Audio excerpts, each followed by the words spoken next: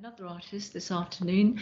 This is for the Oxfordshire Artweeks for Bicester, where we have a virtual exhibition from the 1st to the 16th of May, and then a physical exhibition from the 17th to the 24th of May, which will be great because we've all been in lockdown, and it's going to make a significant difference to people actually seeing the work.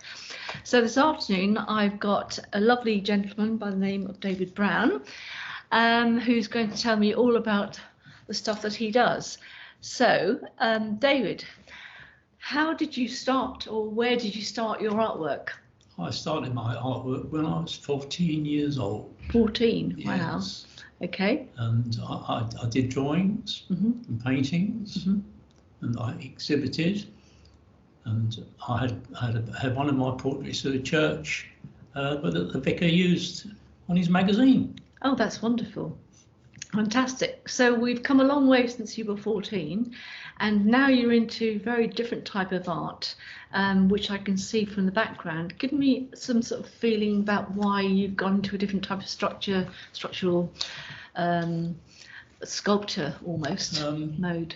Probably because of my experience going around exhibitions in Europe and England and seeing different things, and I was very taken by some of the abstract stuff and some of Henry Moore's stuff. Oh, right, yeah. Barbara Hepworth's. Yeah.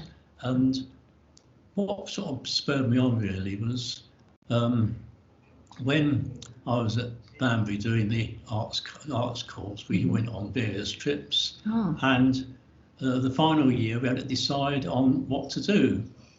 And I'd been playing about with materials, and I decided to do a sculpture for my final year entry. Oh, did you? Right. And from there, I was invited to join the Bicester Sculpture Group. Fantastic. What did you do for that final bit?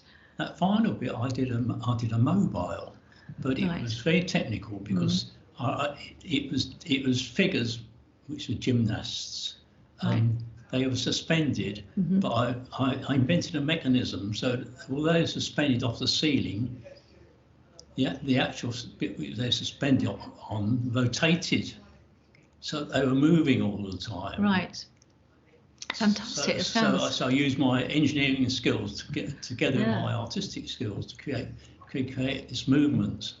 That's brilliant. And, that's fantastic. Now you've got some artwork here. If you want to hold it up so we can see it, that's brilliant. Explain to me. It looks fascinating indeed. So this piece is quite interesting because I was working in different materials. I did some in clay, but it was a bit confining because you have to wait a long time and there's kiln space problems. Yeah. So I started to sort of do stuff in wire. And my idea of wire at the beginning was to do three-dimensional drawings in effect. Right. If you look at what I've shown you. Yes.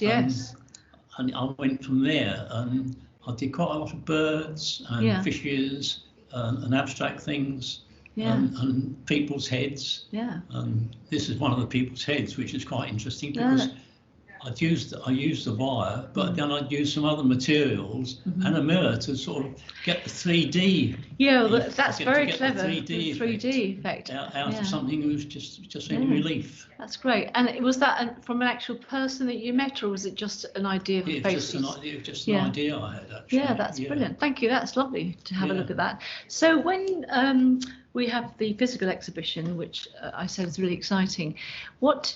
You're going to be displaying your art, your sculptures, all the stuff that you do.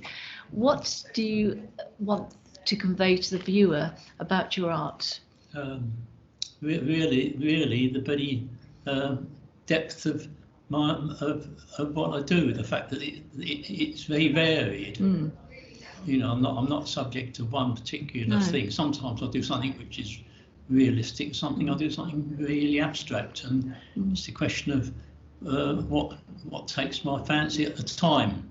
Yeah, sounds absolutely brilliant. And certainly when I'm doing something, particularly when I've been doing these wire things, it's how do you actually bend the wire in a way that represents the person with the minimum number of pieces. Yeah. Now, if you see on where I've done the birds. Yes. the flamingo on there. Yes, I've seen the flamingo. That's great. And that was inspired because my daughter lives in Australia. Okay. We were on the beach one day, and there were these flamingos sat on top of these poles. Fabulous. And I took some photos. Yeah, what a sight. And I thought, oh, I could do one of those. Yeah, lovely. Well, beautiful, because I mean, it's a stunning structure. I've seen the picture actually. It's very graceful, but you've really captured it superbly. Yeah. So, oh, great. Well, listen, I'm really pleased to have met you because it's very unusual stuff. And the fact that, you know, you've come from an engineering background and you've then transferred that into art, which is great. Looking forward to exhibiting with you as well when we do that at the physical exhibition. So thank you very much indeed for your time this afternoon. Lovely to have met you. It's a pleasure. Okay, thank you.